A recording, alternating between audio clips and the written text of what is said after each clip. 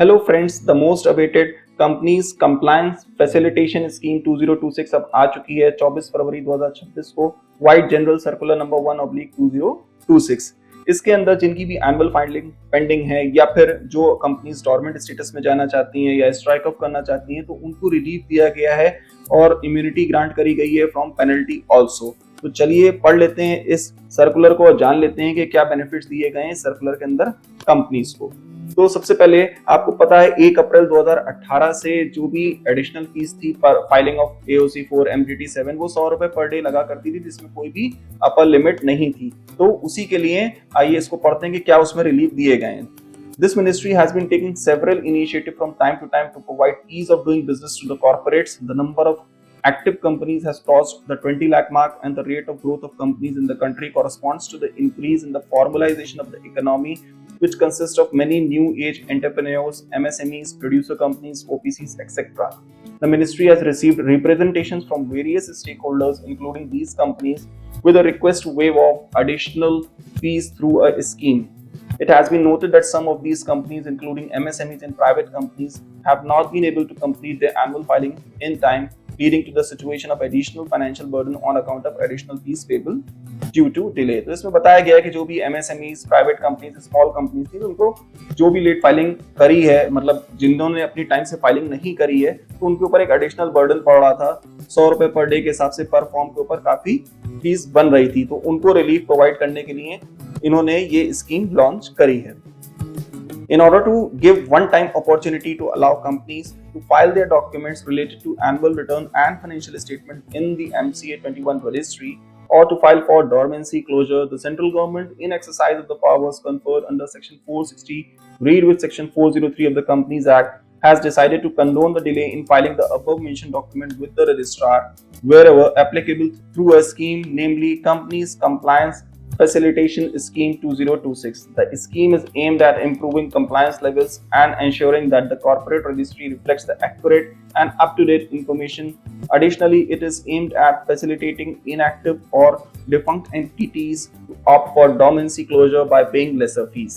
तो आप समझ गए होंगे कि ये स्कीम इनके लिए लाई गई है ताकि सारे कंप्लायंस बर्डन्स को रिड्यूस किया जाए और जो कंपनीज डोरमेंट या फिर जो स्ट्राइक ऑफ होना चाहती हैं उनको भी कम फीस पे करते हुए इजिली अलाउ कर दिया जाए। अब देखते हैं क्या बेनिफिट है इस स्कीम के अंदर। Under the scheme, companies inactive companies have the option to, point number A, get their pending annual filing completed by paying only 10% of the total additional fees payable on account of delays. मतलब जिनकी भी annual filing pending है वो normal fees के अलावा 10% additional fees देके अपनी filing कर सकते हैं up to date. B point, get their companies declared as dormant company under section 455 of the act by filing e-form MSC1 and paying half of the normal fee payable under the rules.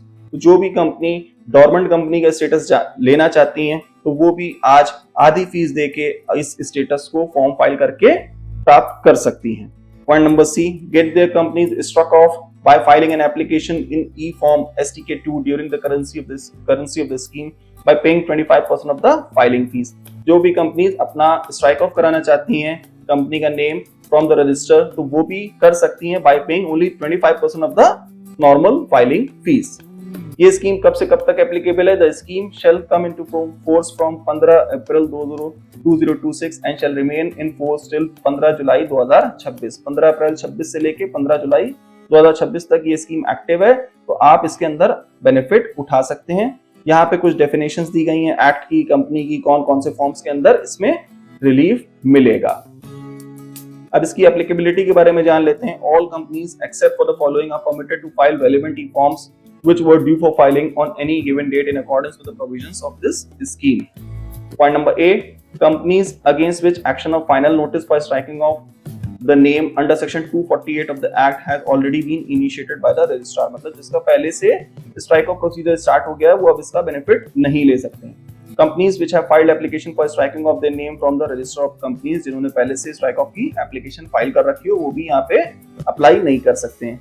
Companies which have filed for obtaining dormant status under section 455 of the act before inception of this scheme, मतलब किसी ने पहले से dormant status के लिए application डाल रखी है तो उसको भी जो वो फीस पे कर चुका है उसमें कोई रिफंड नहीं मिलने वाला है। Companies which have been dissolved pursuant to a scheme of amalgamation under the act, vanishing companies, manner of payment वही दिया हुआ है कि नॉर्मल फीस के अलावा एडिशनल फीस 10% देनी पड़ेगी एनुअल फाइलिंग के लिए। डोरमेंट कंपनी का स्टेटस लेने के लिए आपको half of the normal fees देनी पड़ेगी। वहीं स्ट्राइक ऑफ के लिए 25% ऑफ द नॉर्मल फीस देनी पड़ेगी। अब आ जाती है immunity pursuant to the filing of relevant e forms. Penalty के ऊपर क्या इम्यूनिटी ग्रांट करी गई है। In view of the express provisions of the proviso to section 454(3), the relevant proceedings under section 92 and 137 shall be concluded and no penalty shall be leviable if the filings are made under this scheme prior to the issuance of notice by the adjudicating officer within 30 days of the issuance of the notice by the adjudicating officer। तो मतलब अगर आपकी कोई भी penalty proceedings start नहीं हुई है तो फिर आप इस स्कीम के अंदर इम्यूनिटी ग्रांट हो जाएगी रिलेटेड टू पेनल्टी। और अगर मान लीजिए आपकी प्रोसीडिंग्स स्टार्ट भी हो गई और 30 दिन के अंदर आप इसका बेनिफिट ले लेते हो तब भी आपके ऊपर कोई पेनल्टी नहीं लगेगी। इन respect of ई-फॉर्म्स ADT1, FC3, FC4, 20B, इसमें भी सेम यही चीज बताई गई है। Immunity would be granted against any prospective penal action in respect of delayed filing of such form if the said forms are filed under the scheme and no prosecution has been filed or adjudication proceedings have been initiated by issue of show cause notice for such default before the filing of such forms under the scheme. At the conclusion of the scheme, the registrar of companies concerned shall take necessary action under the act against the companies who have not availed the scheme and are in default of filing these documents in a timely manner. अब ये scheme आने के बाद भी अगर आप इसका benefit नहीं लेते हो तो फिर आपके अगेंस्ट स्ट्रिक्ट एक्शन लिया जा सकता है। तो इस स्कीम का बेनिफिट उठाएं। ये स्कीम अभी एक्टिव है फ्रॉम 15 अप्रैल टू 15 जुलाई। आप इसका बेनिफिट लें और अपनी कंपनी की सारी पेंडिंग फाइलिंग कंप्लीट करें। सो बने रहें अपडेट्स के लिए सीए ब्रेन्स के साथ। Thank you so much for watching this video.